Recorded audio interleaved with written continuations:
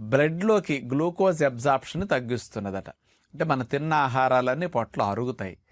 అరిగాక మన ఆహారాల్లో ఉండే పిండి పదార్థాలన్నీ చక్కెరగా మారతాయి.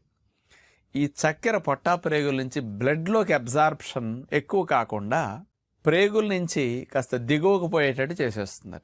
కాబట్టి బ్లడ్లో గ్లూకోజ్ లెవెల్స్ పెరగకుండా నియంత్రించడానికి ఈ కెమికల్ కాంపౌండ్స్ ఇందులో బాగా ఉపయోగపడుతున్నాయి.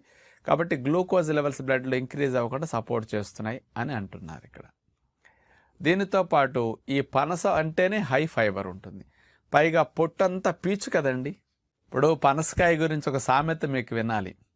తండ్రి గరగర, తల్లి పీచు పీచు, బిడ్డలు మణిరత్నాలు అని ఇట్లాంటి మనం విన్నాం. అంటే పనసతోనలు. తల్లి పీచు పీచట. మరి ఆ పీచు అంతా చూస్తే చాలా ఎక్కువ. అందుకని 100 గ్రాముల పనస పొడి తీసుకుంటే 18 గ్రాముల ఫైబర్ ఉంటుందన్నమాట. ఈ పనస పొడిని గనక మనం